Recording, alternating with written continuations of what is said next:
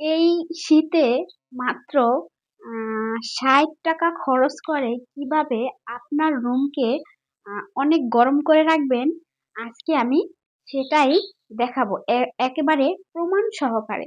তো আপনারা কিন্তু অবশ্যই ভিডিওটি শুরু থেকে শেষ পর্যন্ত দেখে নেবেন। হ্যালো ভিউয়ার্স, আসসালামু আলাইকুম। Welcome back to my channel. তো আপনারা সবাই কেমন আছেন?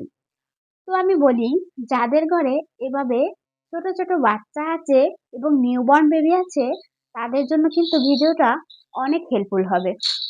কারণ এখন কিন্তু প্রচুর পরিমাণে শীত পড়ছে। আর এই শীতে আপনি আপনার বেডরুমটা যদি মাত্র ৳৬০ খরচ করে গরম করে রাখতে পারেন, তাহলে আর কিসের জন্য বসে থাকবেন, তাই না? এখনই চলুন আমরা ৳৬০ খরচ করে রুমটাকে একদম গরম করে ফেলি। তো আরেকটা বিষয় আমি আপনাদের মাঝে শেয়ার করি, সেটা হচ্ছে আপনারা যারা নিউবর্ন বেবির মা-বাবা আছেন, তারা কিন্তু অবশ্যই বাচ্চাদের একটু এক্সট্রা কেয়ার নিবেন, যাতে তাদের ঠান্ডাটা না লাগে। সেদিকে কিন্তু অনেকটাই খেয়াল রাখতে হবে। প্রচুর পরিমাণে কিন্তু শীত পড়তেছে এবং ঠান্ডা চলতেছে। আর হ্যাঁ, অনেকেই মনে করেন যে ছোট বাবুদের ২ দিন ৩ দিন পর গোসল করাবেন, গা মুছে দেবেন। আসলে কিন্তু এটা ঠিক না। আপনারা চাইলে নিয়মিতও গোসল করাতে পারেন বা একদিন পর মানে ওই যেদিন গোসল না করাবেন ওইদিনকে সারা শরীর মুছে দিতেও পারেন।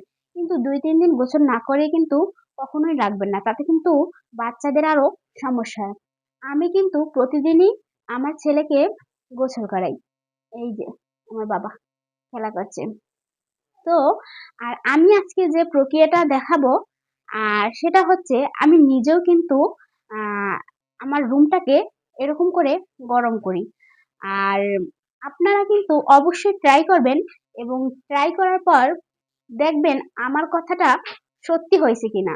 আর আমার ভিডিওতে এসে কিন্তু অবশ্যই কমেন্ট করে জানাবেন। তো ১ম এ আমি বলি, আপনার আ যে বেডরুমটায় আপনি থাকবেন, মানে যে রুমটা আপনি গরম করতে চাচ্ছেন, সেটার এরকমের জানালা থাকলে বা দরজা থাকলে সেগুলো কিন্তু অবশ্যই বন্ধ করে নিতে হবে। এবং আপনার আ আ ৬০ পাওয়ারের যে লাইটগুলা আছে, লাল লাইটগুলা, সেগুলো কিন্তু অবশ্যই রুমে লাগিয়ে রাখবেন এবং সারাদিন সেটাকে জ্বালিয়ে রাখবেন। এই যে আমি কিন্তু জ্বালাইছি দেখাই দিচ্ছি। এই যে এখন কিন্তু সাদা কালার এবং এই যে জ্বালালে লাল কালার। আর এটা কিন্তু ওই যে, ওই যে লাল লাইট। আর এই পাশে কিন্তু আমার এই যে সাদা লাইট। তো এই পাশে যে এই যে লাল লাইটটা, এটা কিন্তু আমি সব সময়ের জন্যই জ্বালিয়ে রাখি। এবং আমার এই পাশের যে বেলকনির দরজা এবং জানালা আছে, সেগুলো কিন্তু আমি সবসময় বন্ধ করে রাখি।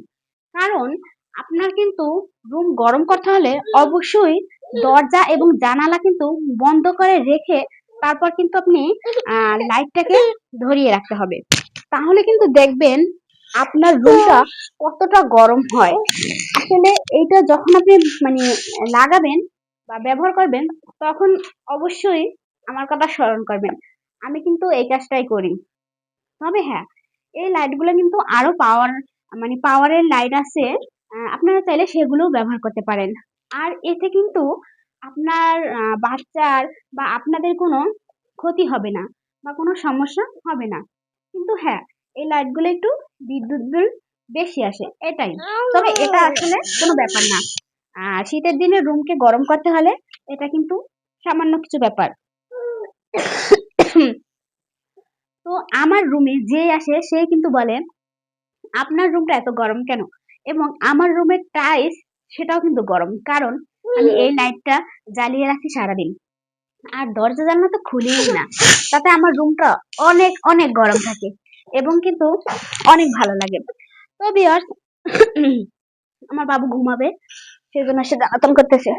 তো আপনারা যদি মনে করেন আমার ভিডিও থেকে কিছু একটা শিখতে পারছেন বা জানতে পারছেন বা আপনাদের কাছে ভালো লাগছে মনে হয়, তাহলে কিন্তু প্লিজ দয়া করে আমার চ্যানেলটি সাবস্ক্রাইব করে আমার সাথে থাকবেন এবং এভাবে ঘরোয়া নতুন টিপস পেতে কিন্তু আমার চ্যানেলটি সাবস্ক্রাইব করে রাখবেন। আমি আপনাদের জন্য গুরুত্বপূর্ণ টিপস নিয়ে হাজির হব। আজকে এই পর্যন্তই। তবে হ্যাঁ, আপনাদের কিন্তু মন্তব্যগুলো কিন্তু অবশ্যই কমেন্ট করে জানাবেন। সবাই ভালো থাকবেন, সুস্থ থাকবেন। আল্লাহ হাফেজ। Tata, bye, by.